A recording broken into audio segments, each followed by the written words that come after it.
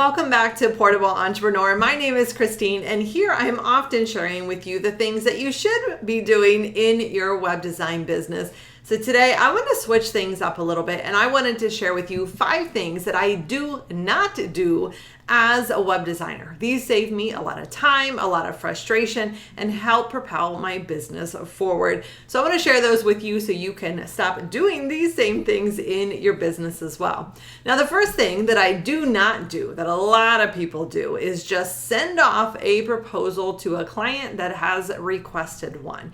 Now, I go through a whole process, which I've shared here before, about what I do before I ever even offer a client a quote to make sure that we are both fully on the same page. But when it becomes time to actually present a proposal, give them the price first, I actually get on a video call with them. Now, the reason that I want to do this is because I want to be in control of what they see in the proposal and when. If you just one-off send a proposal to a client, I guarantee they're going to open that and go straight scrolling down until they hit that pricing section, and then they'll go back and start scanning some other sections. But when I can jump on a video call with them, the difference is I control the screen. I haven't sent them the proposal. I'm actually pulling the proposal up with them, and together we are going to review the different sections. So I'm starting off with the reminder of why they came to me. Hey, this is the problem you had. This is why we're even looking at this in the first place. Do you remember that? Yes, you do. Okay, great.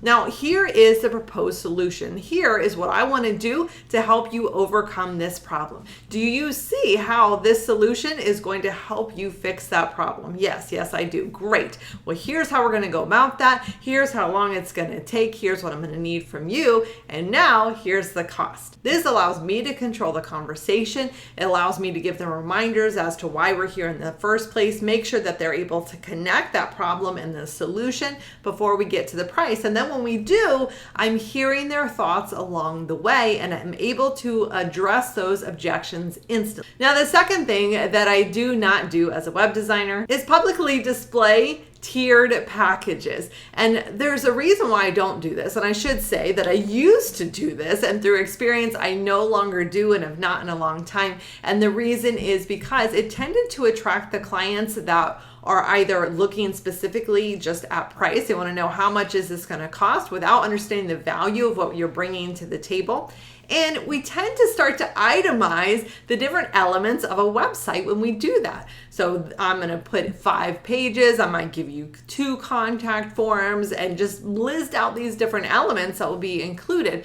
But that focuses again on the elements of a website, but it doesn't capture the value that you are providing and help you focus on the right things, or the client to focus on the right things. And then when they say, well, I only need 1 form, not 2, well, how much are you going to take off? It starts to be this pricing negotiation, which pricing really shouldn't be a negotiation. Now, this isn't to say that I don't offer packages. I just don't publicly display those. So typically, if I am offering packages, what it is going to look like is when I'm sitting down with the client, reviewing our plan together, reviewing the proposal with them, I will say, you have option A, and this includes everything here that we've discussed that you need, and this is going to help you reach that goal that you want. Now, if you want to do even more, and I do this if it truly would add some value to their business, here's everything that we've talked about, plus this add-on or this add-on, and this will cost a little more, but you'll be gaining all of this. And so that gives them some options to get exactly what they want, or they could get some add-ons and get even more value out of our work together. Now, the third thing that I do not do, and this is another one where tons of people do this, is work for free. And I'm not talking about if you're trying to build a portfolio. I'm talking about when a potential client comes to you, they're sharing with you what they are looking for, and then we start doing all of this research, looking at what plugins might work, talking to them about their business, gathering all this information just to be able to put this quote together. And we tend to do that as quickly as possible because time is money, and we just want to get to the point where the client says yes and we get paid. But that's often where we get into trouble from the get-go. And I explained this to them. My job isn't to just build them a pretty website. I want several things for them. One, I want to make sure that I am saving them money and frustration down the road. I want to build them a website now that is going to last them for a long time, and they can always build off of because I don't want to just give them the easy solution now with no consideration to what their goals are or even their future plans may be. I don't want them to end up with any surprise charges or disappointments because I didn't do my job from the beginning and make sure that I thoroughly understand their business and what they want to achieve, even if they're the ones that can't really explain it well from the get-go. And in making sure that I can do exactly that, that requires a plan, and that plan requires time and energy. And so that is why I always get paid to plan a website before I ever plan it. And I've already gone into all of the reasons why I do that, how I do that, what that looks like. So if you missed that, I'll link to that below so you can watch that in more detail. But because this is different from what most people are doing, I will say most people that you're going to speak to aren't going to go through this process. But my job isn't to just build your pretty website or whip something up for you quickly. I want something that's actually going to serve your business, be a profitable, efficient website for you. And that requires a plan to make that happen. Now, the fourth thing that I don't do as a web designer, and I recognize that this is so much easier not to do when you have more clients coming in, you have some revenue coming into your business, but this actually hinders a lot of people at the get-go as well. And that is saying yes to every client. And when I say yes, I mean taking on every client just because they show up.